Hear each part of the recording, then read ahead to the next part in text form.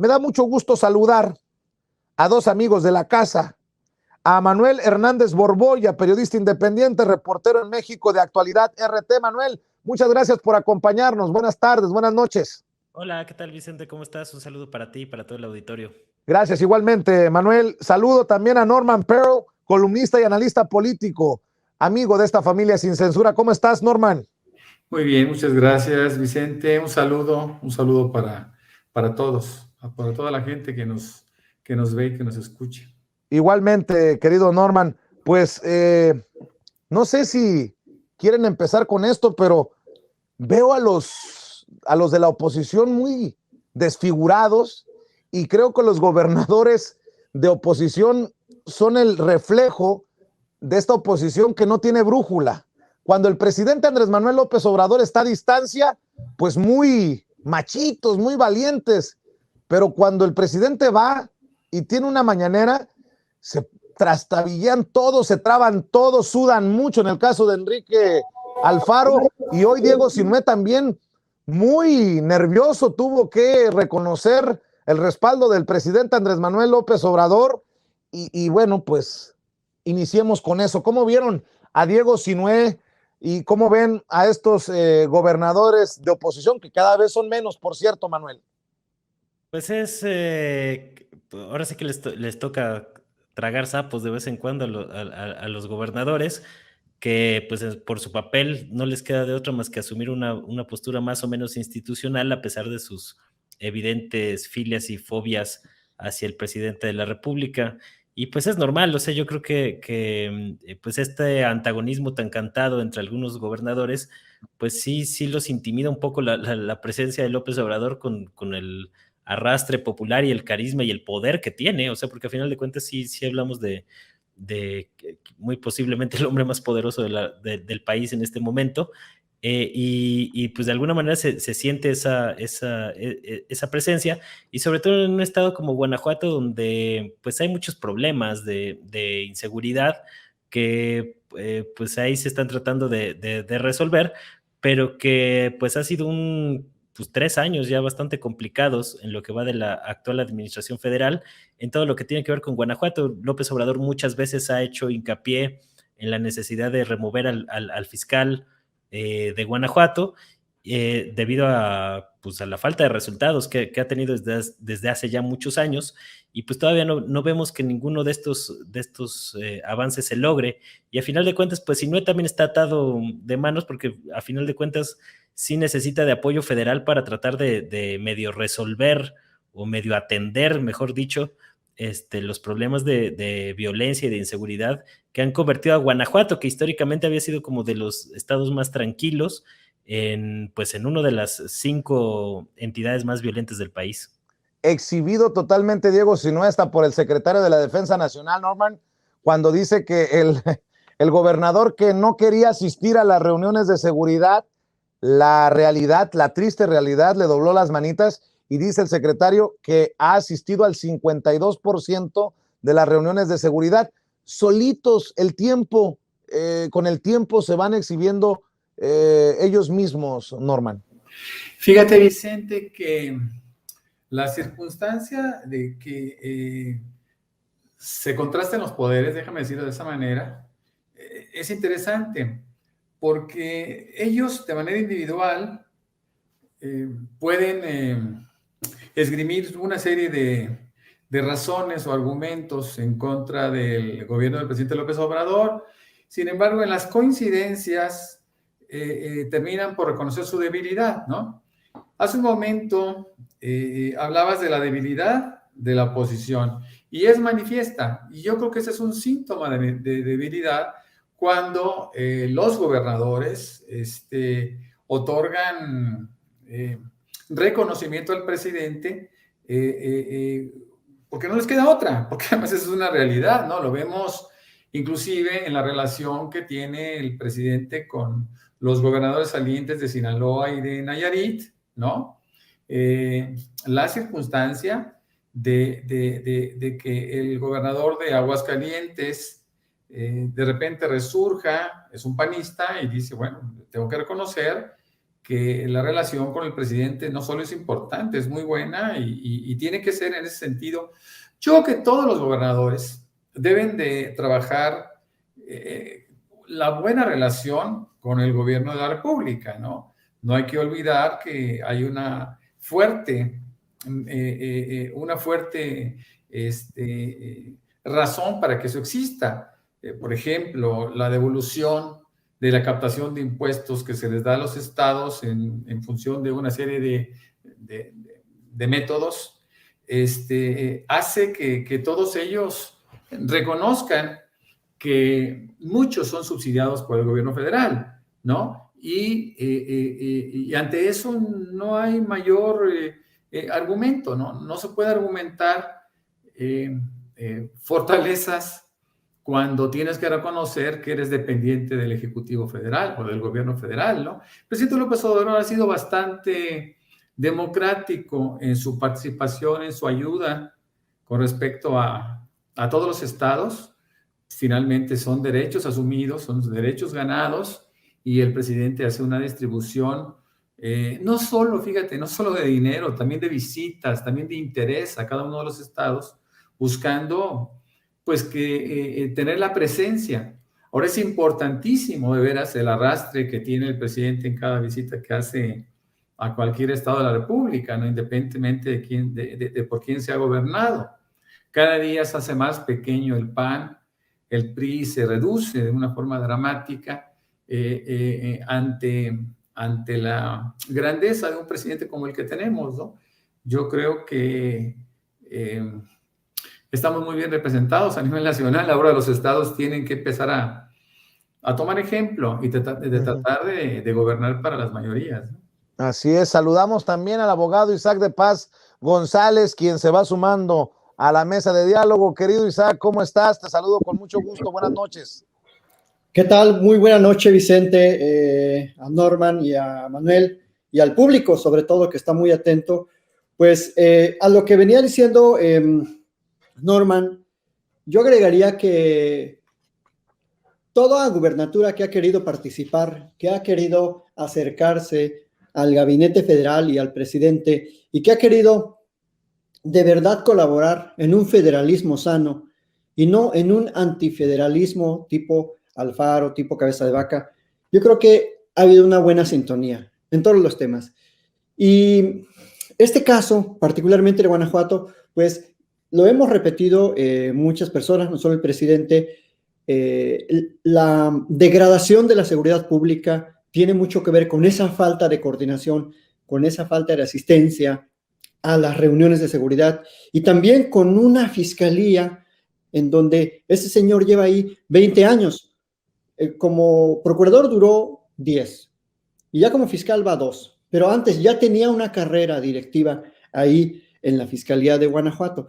Entonces yo creo que ya son dictadores básicamente de la procuración de justicia, y creo que no permite una sana renovación, no permite un paso saludable hacia mejores sistemas de debido proceso, hacia sistemas más eficientes de investigación de todos estos grupos criminales, porque qué casualidad que ha crecido la delincuencia en un periodo en el que ha sido básicamente la misma persona la que dirige las actividades de investigación, de judicialización y de dar una respuesta a los problemas de seguridad pública, Vicente. Y luego le echan la culpa a la federación, cuando ellos tienen mucho dinero, mucho presupuesto y muchas facultades legales en esa materia. Así que ese sería mi primer comentario, Vicente. Muchas gracias. Muy bien, gracias, Isaac.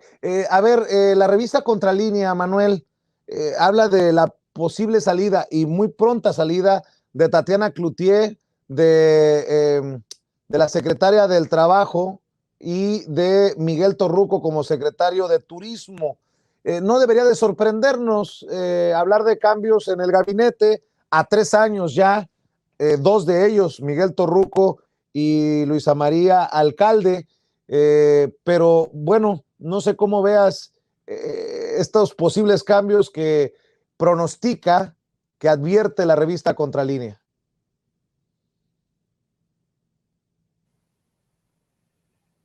Manuel. Pues, sí, ¿me escuchan?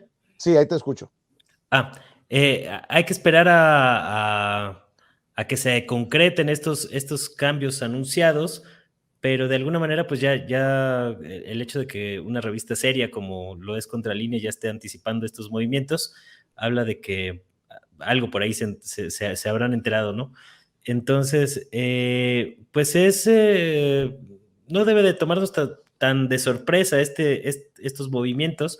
Recordemos que después de las elecciones intermedias fue como un parteaguas para la actual administración de López Obrador, y a partir de ahí se vinieron una serie de reacomodos.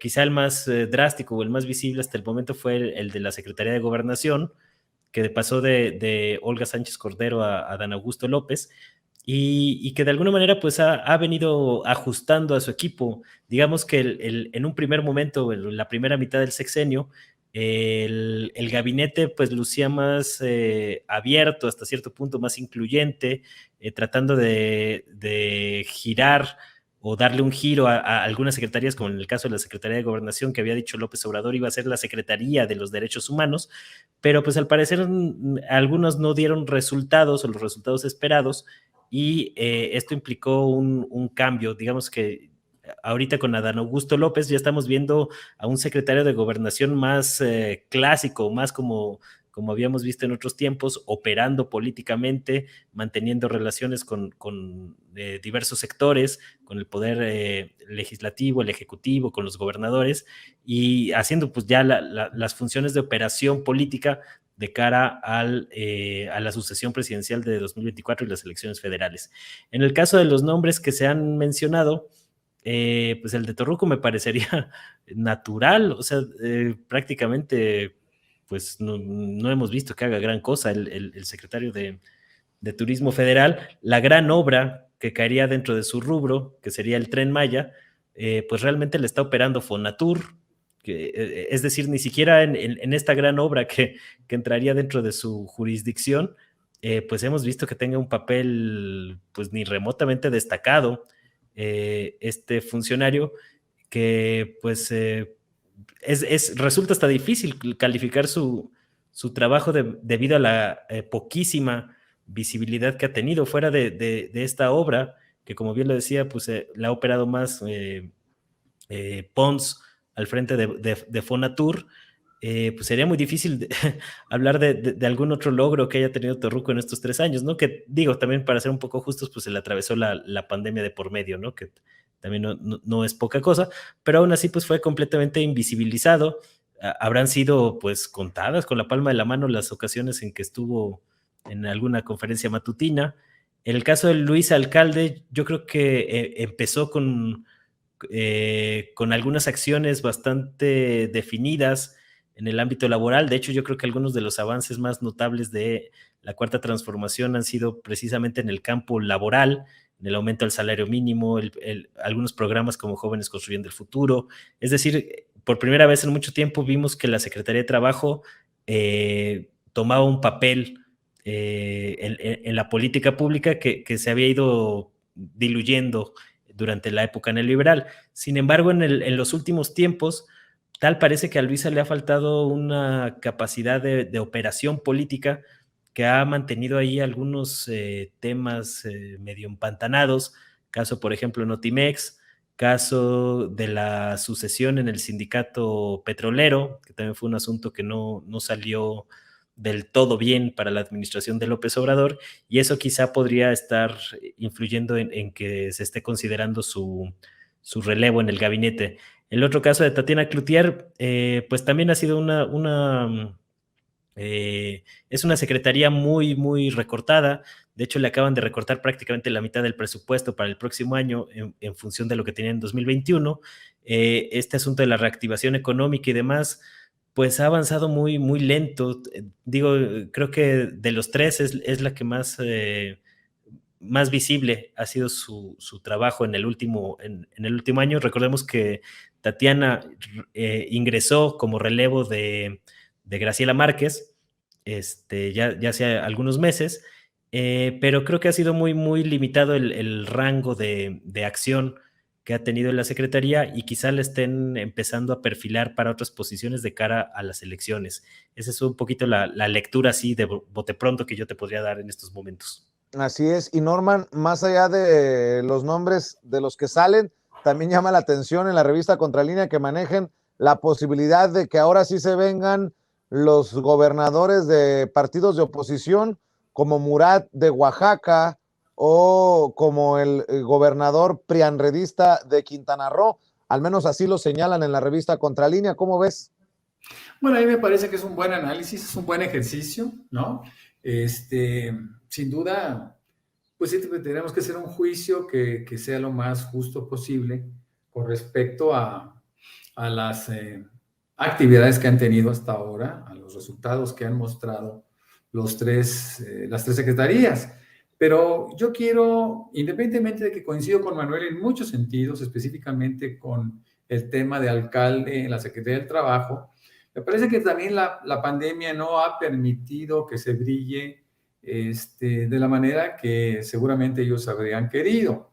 Por ejemplo, si hablamos de Miguel Torruco, pues nosotros sabemos perfectamente bien que la caída del turismo en México y en el mundo, pues ha sido dramática, ¿no? Y a pesar de que se han hecho intentos en algunos puntos turísticos fundamentales como Cancún, como Acapulco, como Vallarta, etcétera, pues el trabajo que se ha podido hacer ha sido hasta ahora limitado. Me parece que inicia apenas el proceso ideal para para el turismo, y Miguel Torruco eventualmente podría poner a prueba sus capacidades. No hay que olvidar que Miguel Torruco en el sexenio pasado fue expulsado por Mancera de la Secretaría de Turismo de la Ciudad de México por sus alientos al presidente López Obrador a reconocer públicamente que le apoyaba, ¿no? Entonces yo creo que también esa combinación política, administrativa, pues debe de jugar un papel en esta decisión tan compleja, ¿no? Tan difícil. Si bien es importante la eficiencia, la confianza juega un papel fundamental, ¿no? En el caso de Tatiana Cloutier, a quien pues conozco y aprecio, me parece que tiene la capacidad, déjame recordar aquella capacidad priista, ¿no? De un Ojeda Pavillada que podía haber, que era secretario de lo que fuera, ¿no? Me parece que la circunstancia de Tatiana es muy particular.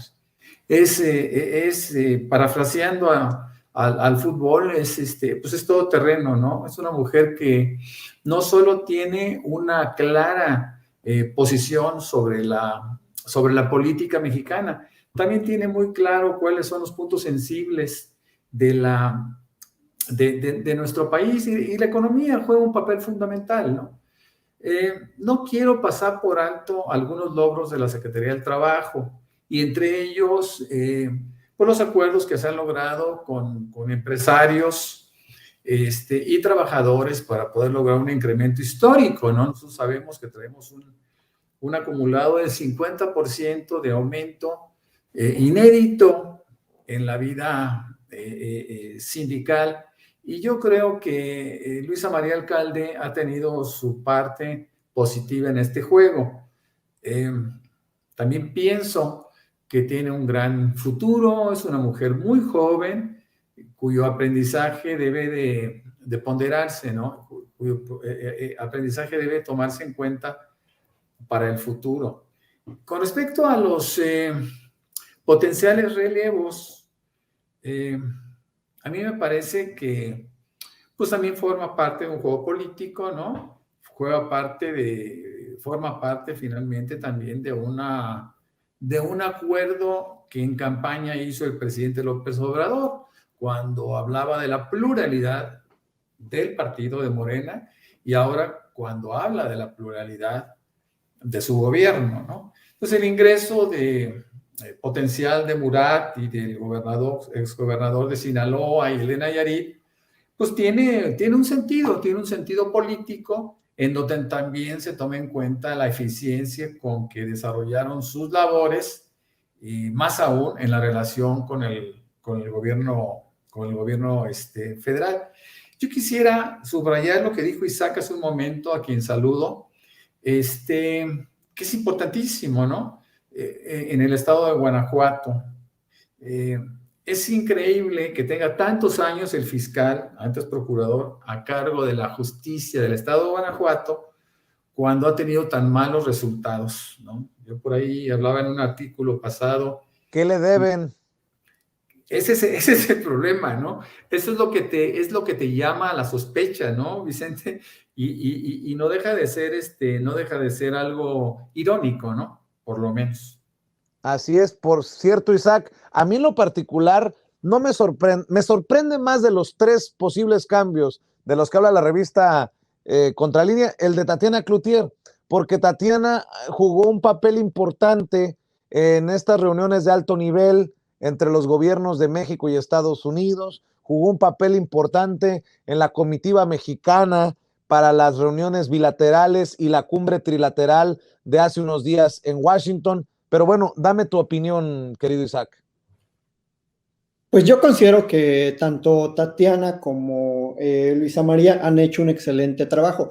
A Luisa María le ha tocado, por ejemplo, la implementación de la reforma procesal laboral y eso pues ha llevado un trabajo de la mano con el Poder Judicial de la Federación y las negociaciones de los contratos colectivos, el fin del outsourcing, de la contratación por fuera, y por supuesto que se ha traducido en empleos formales.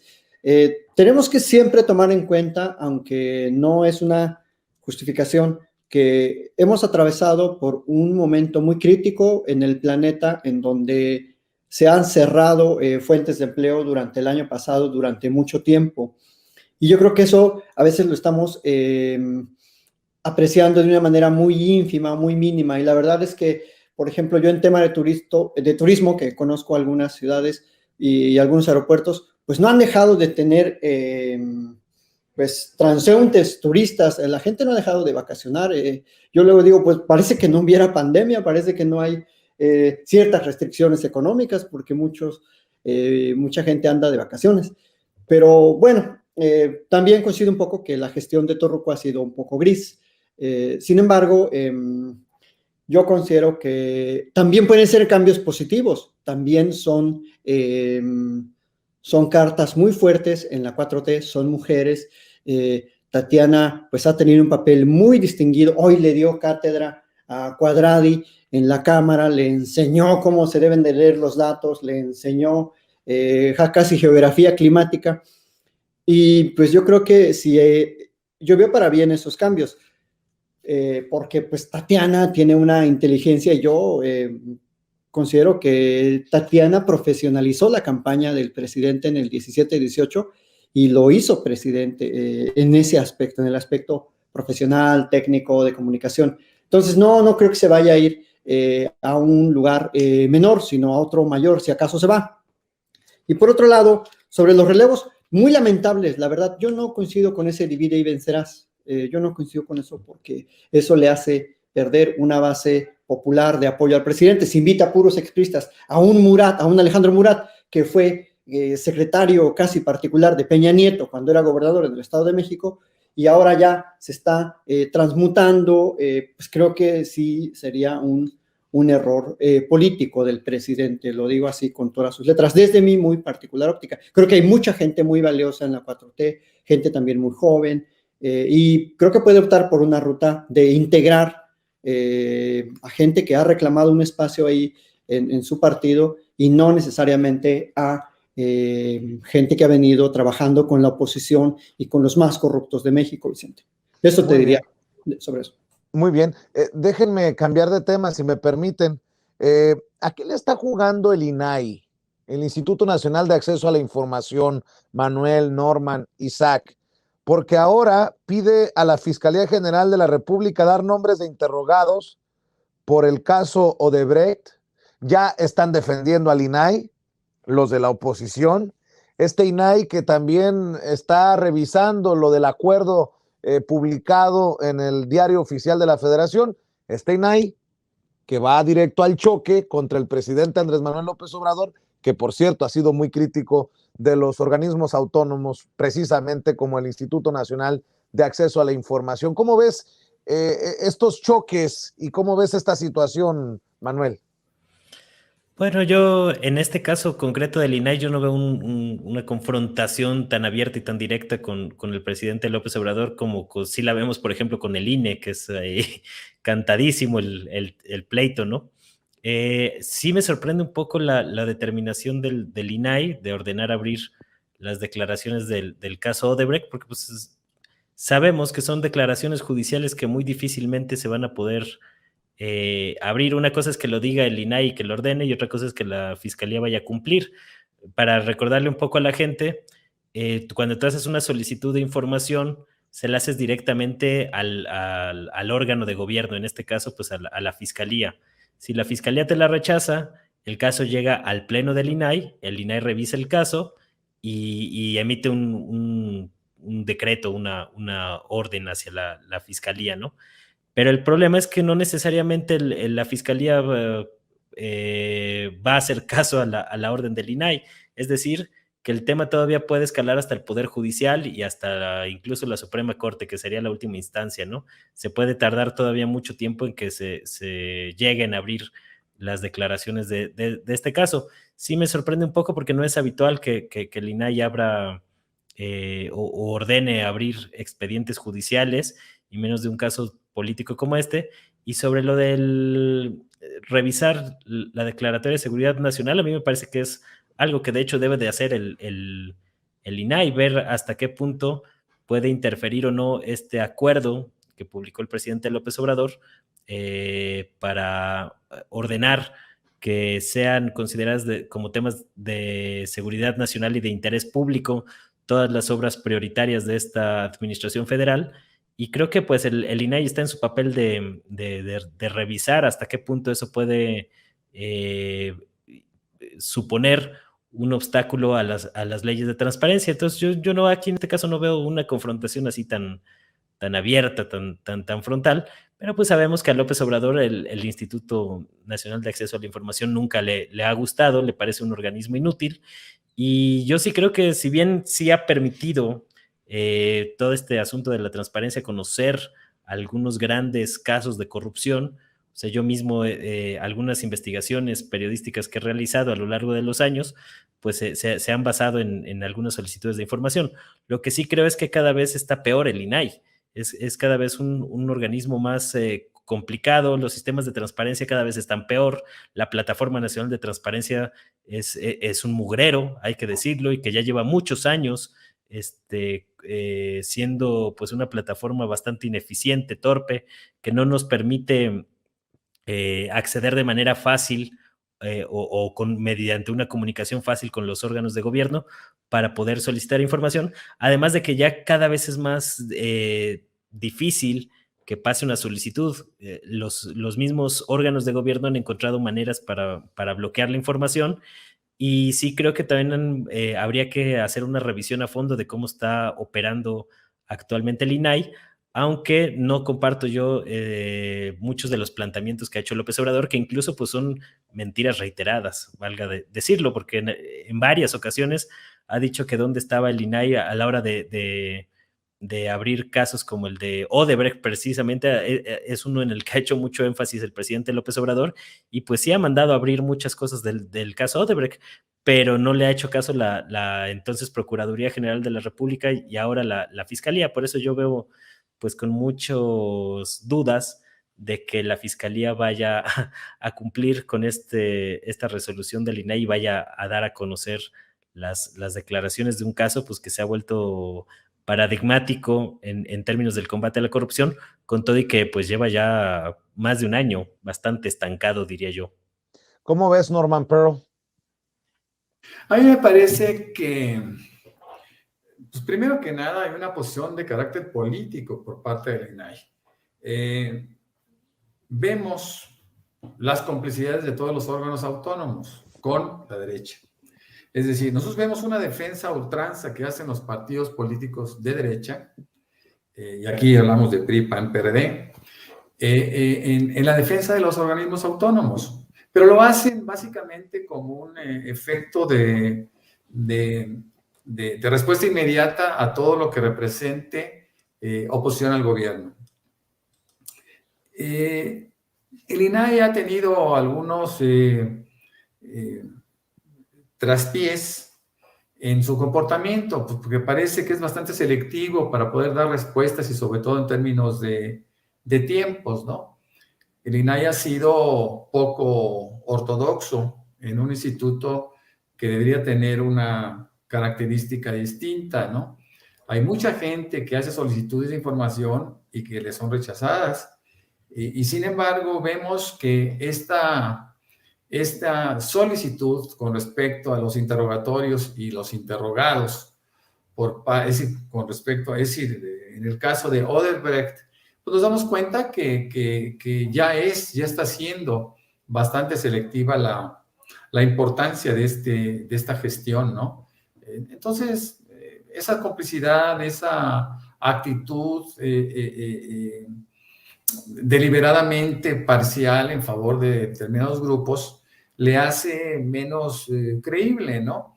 Y de tal manera que yo creo que INAI debe de, igual que el INE, igual que otros organismos autónomos, el mismo Tribunal Electoral de la Federación, deberá de considerar un cambio dramático en sus estructuras y en su forma de actuar, porque no, yo coincido con Manuel, no ha sido un órgano eficiente y bueno, pues,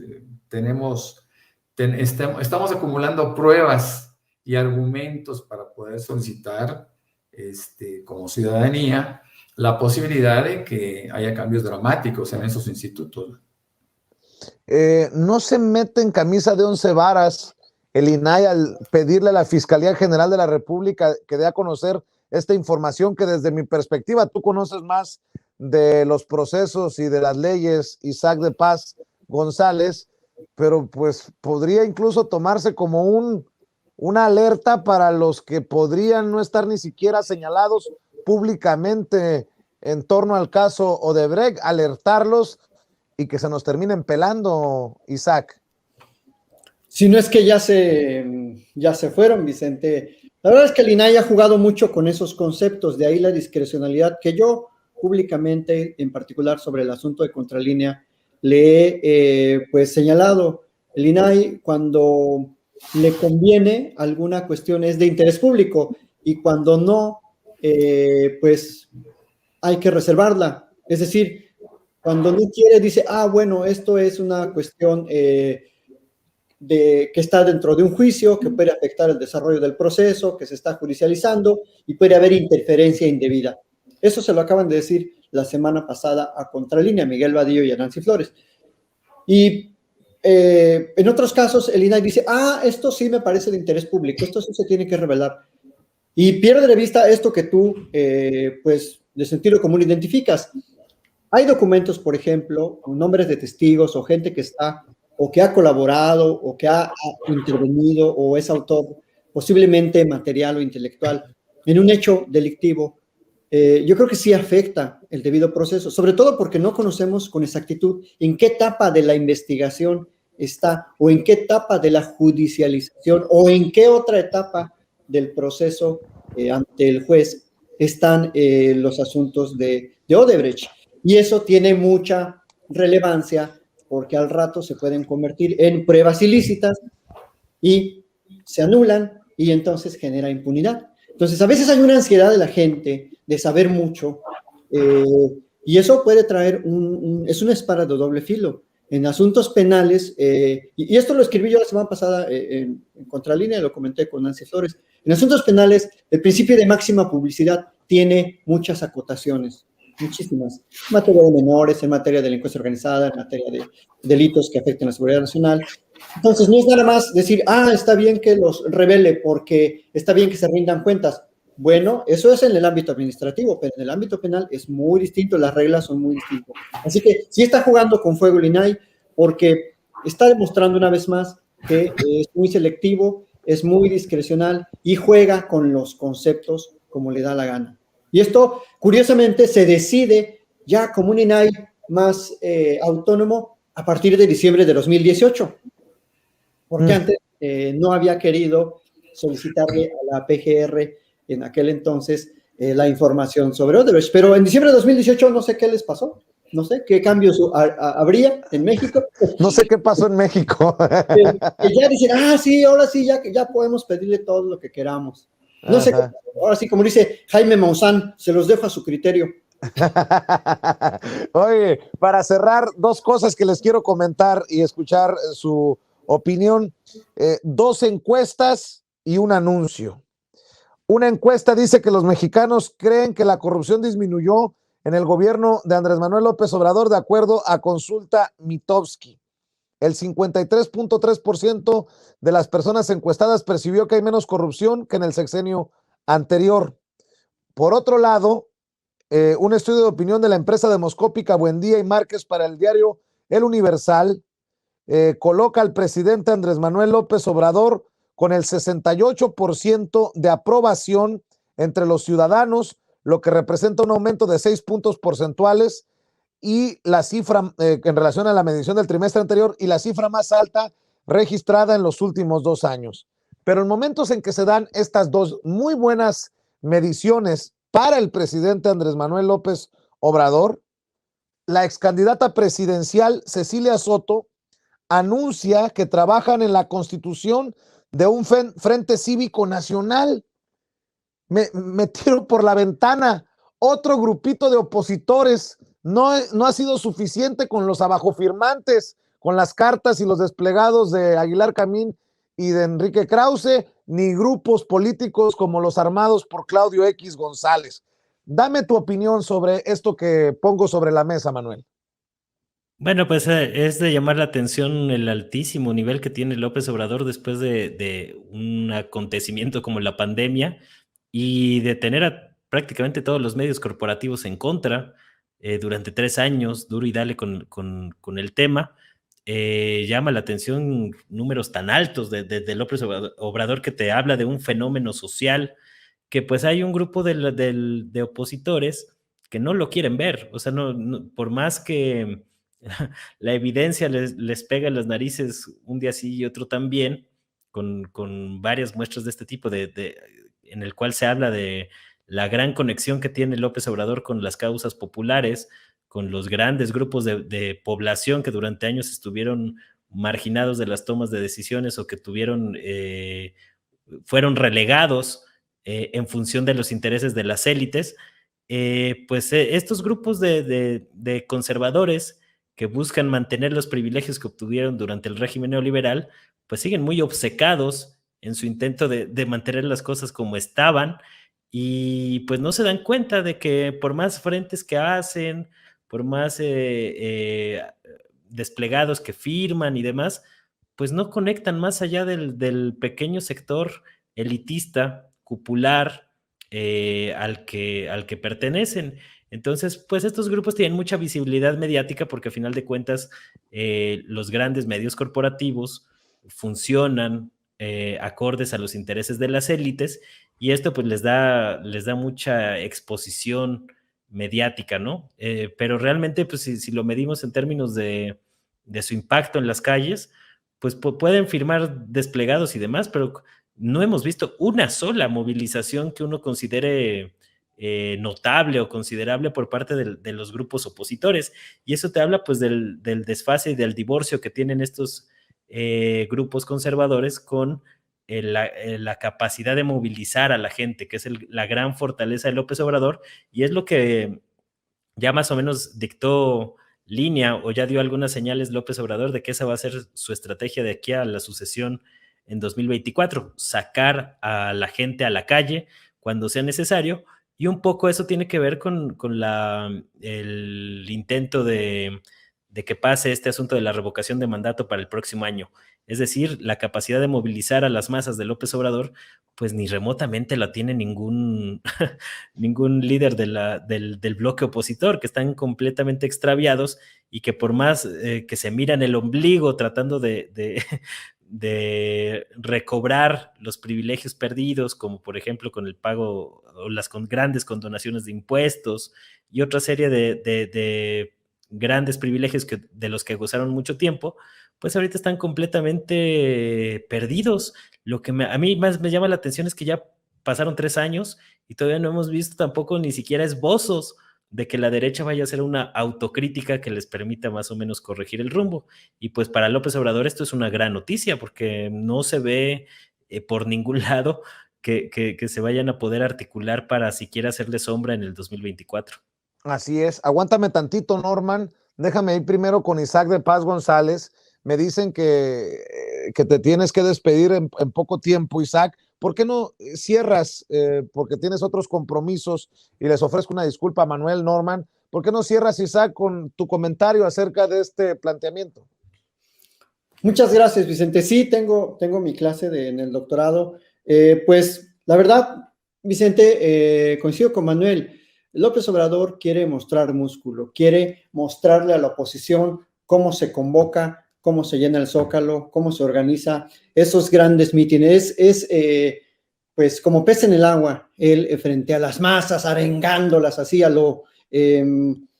pues a lo masivo, como han nacido sus movimientos desde en 97, 98 y los 2000.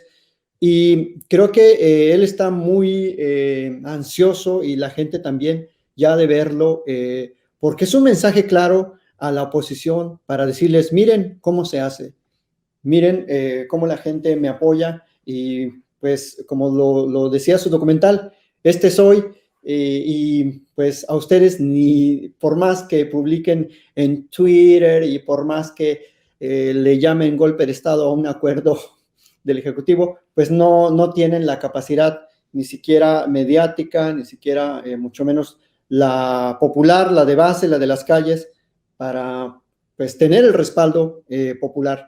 Entonces creo que ese es el mensaje clarísimo que ya quiere dar el presidente. Él ya está pensando en la continuidad del proyecto político de la 4T y por eso quiere ya regresar a ese respaldo popular tan masivo que le han mostrado pues toda la gente del país. Así que pues muchísimas gracias, Vicente, por tu invitación, por la comprensión. Gracias a los otros dos invitados por escucharme y pues disculpen que me retiro, pero pues otras cuestiones me obligan. Muchísimas gracias, Vicente. Y saludos a la audiencia, saludos a mi familia también que me está viendo. Claro que sí. Oye, Isaac, por cierto, ¿cuáles son tus redes sociales? Bueno, Vicente, en Twitter, @Isaac de Paz, Isaac con Z, en Twitter, @Isaac de Paz, y en YouTube, Isaac de Paz González, tal cual, así está mi canal con mi nombre, para análisis constitucionales, de amparo, de procesos constitucionales. Muchísimas gracias, Vicente, muchísimas gracias a la audiencia y muy buena noche a todos y todas. Muchas gracias, Isaac. Ahora sí, mi querido, saludos, buenas noches. Norman Pearl, ¿cómo ves esta situación? Porque en la oposición andan tan perdidos que vamos a crear un frente para aglutinar a todos los que estamos contra López Obrador. Oye, pero si el 70% de acuerdo a las encuestas está a favor de López Obrador, ya de entrada estás en la lona, pero no lo entienden, no lo quieren entender. Y ahí está la otra encuesta. La gente piensa que hay menos corrupción con el López Obrador al mando del país, Norman. Mira, tú recordarás que recientemente se reunió el coordinador de la bancada de Movimiento Ciudadano con Claudio X González y asumimos todos que, bueno, ya lo estaba comprando, ¿no? Digo, le faltaba, era el espacio que quería llenar, ¿no? O sentía que... El desayuno con Jorge Álvarez Maínez, ¿a ese te refieres? Efectivamente. Y si yo no mal recuerdo, Cecilia Soto juega un papel importante en Movimiento Ciudadano.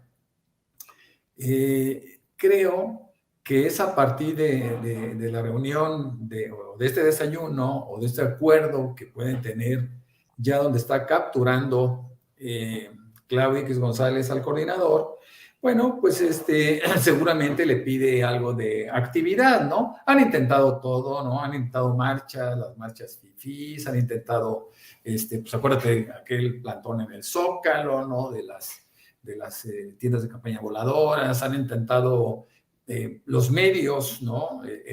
La captura de todos los medios corporativos, pues han hecho todo lo humanamente posible dentro de una escasez de ideas, ¿no? Entonces, siento que las expectativas que tienen pues son muy tristes, ¿no? Son muy remotas. El crecimiento del presidente López Obrador, y lo digo yo en el artículo de la semana pasada, la evolución siempre es muy positiva, ¿no? Siempre ha tenido esos comportamientos. Yo quiero insistir ahora o repetir que cuando fue jefe de gobierno, él entra con un 30 y tantos por ciento apenas, ¿no? De los votos, y sale con una aceptación del 80% de la población. Me parece que ese es el camino, ¿no? Ese es el camino que está recorriendo. Es un líder social apreciado, es un hombre que tiene empatía con el pueblo, es una persona que ha demostrado en los hechos el crecimiento que le ha dado a sus propuestas. En fin, es muy difícil que la oposición pueda hacer algo, ¿no? Yo los veo desvalidos, los veo bastante mortificados, porque todo lo que hagan o todo lo que hacen se les viene encima, ¿no? Es como una bola de nieve. Estoy haciendo un artículo para este próximo lunes, bueno, ya está hecho, será publicado el lunes temprano, y dentro del artículo hablo precisamente de todo el proceso que se vive desde 2004 hasta 2006 en elección, y todo lo que hacen, ¿no? De forma desesperada, Claudio X González padre y el grupo de sus 10, 12 empresarios en complicidad para poder evitar la llegada de Andrés Manuel. Sin embargo, López Obrador es un tipo muy sagaz, es un tipo inteligente, es creativo y tiene a la gente de su lado. Es más, yo creo que en este momento Andrés Manuel López Obrador le sobra pueblo, ¿no? Y para cerrar, si me permiten, Manuel, Norman, pedir sus opiniones. En el mismo día en que la Cámara de Diputados ratifica a Pablo Gómez como titular de la Unidad de Inteligencia Financiera, reaparece públicamente el extitular, Santiago Nieto, en un evento en Nuevo León con su esposa Carla Humphrey. De hecho, en el evento participa Carla Humphrey, participa el gobernador de Movimiento Ciudadano, Samuel García, la esposa de Samuel García, nótese mi sarcasmo, pero híjole, obviamente se sueltan todo tipo de versiones de que si esto era premeditado para aparecer junto a Samuel García, un personaje que investigaba como titular de la Unidad de Inteligencia Financiera, Santiago Nieto. En fin, a mí me llama la atención que genere más ruido la reaparición en sociedad o en un evento social o en un evento público, para decirlo más claramente, de Santiago Nieto, que la ratificación del personaje que ahora lleva las riendas de la Unidad de Inteligencia Financiera, Manuel. Pues yo creo que llama la atención sobre todo por pues el escenario en el que reaparece Santiago Nieto, ¿no? A lo mejor hubiera sido distinto si el escenario hubiera sido otro, pero pues es en un acto donde coincide con Samuel García y su esposa Mariana, que ya sabemos que las grandes cantidades de dinero que circularon por esa campaña política en Nuevo León, y pues sí llama la atención. Santiago Nieto pues también iba con Carla Humphrey, como bien lo mencionabas, y son de esas cosas o de esos movimientos o de esas relaciones que han sido puestas bajo la lupa y no han sido muy bien vistas del todo. ¿Se puede hablar de un error, tal vez de medir equivocadamente reaparecer en un evento en el que sabes que va a estar el gobernador que tú estabas investigando? Pues se puede hablar de un error, como en algún momento se habló de un error con lo de la boda en Guatemala. Pues es que error dependiendo cuáles sean los objetivos de Santiago Nieto, que a nosotros, no, bueno, al menos a mí no me quedan nada claros cuáles sean, si regresar al gobierno, si su intención es regresar al gobierno federal, pues a lo mejor sí podría interpretarse como un error, pero es posible que también pues ya esté buscando otros rumbos, otros horizontes, qué hacer. Recordemos que digo, a final de cuentas, en términos formales, Santiago Nieto, pues aunque fue un funcionario pues eficaz mientras estuvo durante al frente de la Unidad de Inteligencia Financiera, pues hoy en día es, digámoslo así, desempleado. Entonces, quizá ande buscando algún otro tipo de oportunidad o de meterse en algún resquicio de la política, quizá en el sector privado, no lo sabemos. Entonces creo que también eso pues influiría en la lectura de si fue un error o no reaparecer en un foro como estos, pero sin duda pues se presta para la polémica debido a la manera en que salió de la unidad de inteligencia financiera, a pesar de que había tenido pues un buen desempeño y que había sido de los funcionarios más notables en lo que va de la administración de López Obrador, pero también pues lo que evidenció la boda es precisamente que muchas de las relaciones cercanas que tiene Santiago Nieto o los círculos en los que se movía no eran del todo bien vistos por el presidente de la República, en este caso López Obrador, que más allá de que puedan o no tener nada ilegal, quitando de lado lo del el famoso dinero en el jet privado que llegó hasta Guatemala y toda esta situación, pues no deja de llamar la atención los círculos y las aguas en las que se mueve Santiago Nieto, y eso yo creo que fue uno de los factores que explican su salida de la unidad de inteligencia financiera. Ahora hay que ver qué tal le va a Pablo Gómez al frente de la misma y ojalá que no se termine convirtiendo la unidad de inteligencia financiera en algo meramente testimonial, como ocurrió durante mucho tiempo en sexenios pasados. ¿Cómo ves, Norman? Fíjate que yo tengo muy buena opinión de Santiago, tengo una excelente relación con Santiago Nieto, pero también pienso que Santiago no es un político. Santiago es un administrador, siempre ha sido un administrador, es un profesional del derecho y ha estado siempre en órganos, por los últimos años, sancionadores, ¿no? Ha sido perseguidor, perseguido, etcétera, etcétera. Santiago Nieto, desde mi punto de vista, no comete errores. Es decir, yo no asumo que sean errores los que ha cometido. Me parece que todo ha sido deliberado. Es decir, la invitación a estos personajes a su boda en Guatemala, pues no tenía por qué quedar, sabíamos que no iba a quedar en corto, ¿no? Eso tendría que divulgarse, y él sabía cuál era el riesgo que se corría con la presencia del dueño del Universal. Pero déjame decirte algo, Santiago Nieto es queretano, o cuando menos, aunque no nació en el estado, es una persona que tiene vínculos y que tiene pues toda una vida en Querétaro, ¿no? Y él,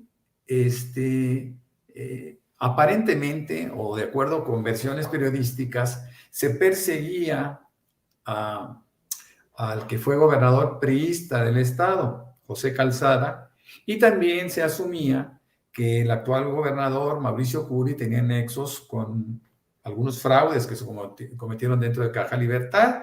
Entonces la gente esperaba con cierta curiosidad saber qué iba a pasar, cómo iban las investigaciones en contra de estos personajes.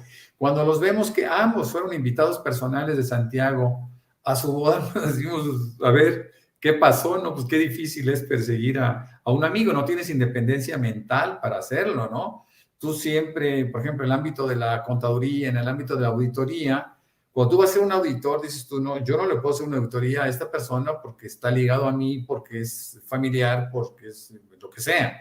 Es decir, no tienes independencia mental. Entonces Santiago Nieto pone al descubierto, de alguna manera con invitación a su boda, a gente que presumiblemente tendría que haber estado revisando, ¿no?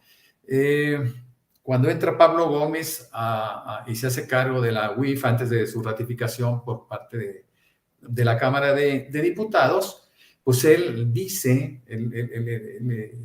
hace un posicionamiento de que dentro de la UIF se estaban protegiendo algunas empresas, ¿no? Eso es algo bien grave, ¿no? A mí me parece muy triste que se pueda dar esto. Yo confío en Pablo Gómez, le he seguido la pista desde el 68, ¿no? Es mayor que yo, pero de cualquier manera sé quién es Pablo Gómez, sé qué ha hecho, y también sé que si alguien tiene méritos para estar ahí, es él. Hay mucha gente que cuestiona la circunstancia de que Pablo sea economista. Bueno, déjenme decirles que el perfil ideal para ser el director de la unidad de inteligencia financiera es para un economista o es para un contador, no es para un abogado. Sin embargo, bueno, pues a veces tú creas o desarrollas un puesto de una manera tan satisfactoria que terminas por establecer tu propio perfil para ese puesto, ¿no? Tu perfil personal para ese puesto. Y la verdad no lo fue así.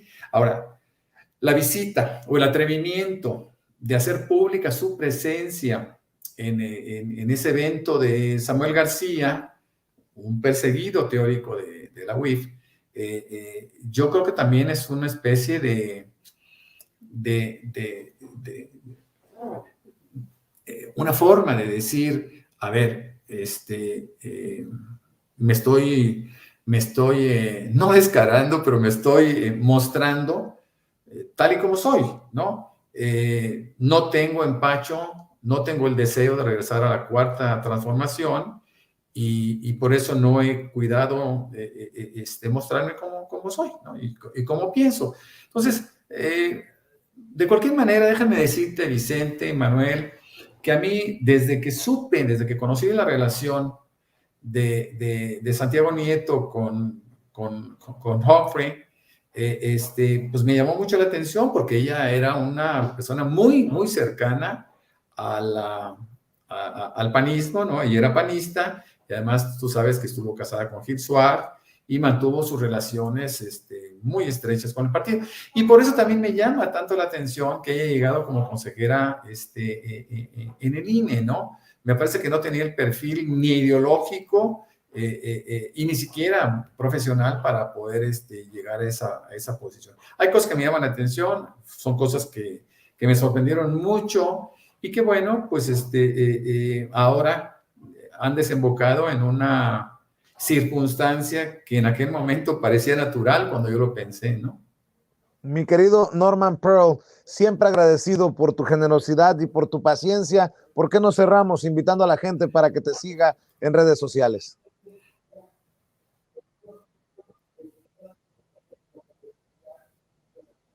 Sí, claro que sí. Bueno, yo tengo mi cuenta de Twitter es Norman Pearl, Norman F. Pearl, como se muestra, y también con el mismo nombre estoy en la cuenta de Facebook y una fanpage de Facebook.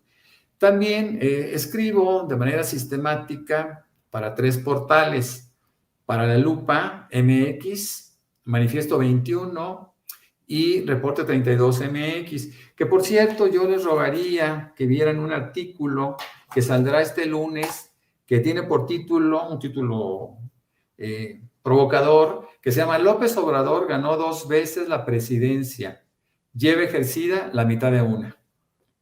Ah, carambas. Pues bueno, hay que buscarlo, no hay que perdernos ese artículo, esa opinión de Norman Pearl. Por lo pronto te mando un abrazo, Norman, y gracias, perdón, me decías. No, muchas gracias, Vicente, como siempre, y un saludo a Manuel y a todo tu auditorio. Claro que sí, y cierro preguntándole a Manuel sus redes sociales para que la gente siga tu trabajo, Manuel. Muchas gracias, saludos también para Norman. Y sí, bueno, pueden seguirme ahí la pista en el Twitter, Manuel H. Borbolla, donde estoy de tiempo completo. En el canal de YouTube, Manuel Hernández Borbolla, igual en el Facebook, Manuel Hernández Borbolla Periodista, y ahí estoy pues alimentando las redes con las cosas que van saliendo y que me llaman por ahí la atención, subiendo algunos trabajos, reportajes de investigación y las columnas en Revolución 3.0 que salen los jueves. Muy bien, y nos vemos muy pronto también en Capital 21. Me dio mucho gusto saludarte en la mesa de diálogo hace unos días, Manuel Hernández Borbolla. A los dos les mando un abrazo, que pasen excelente noche. Nos vemos muy pronto.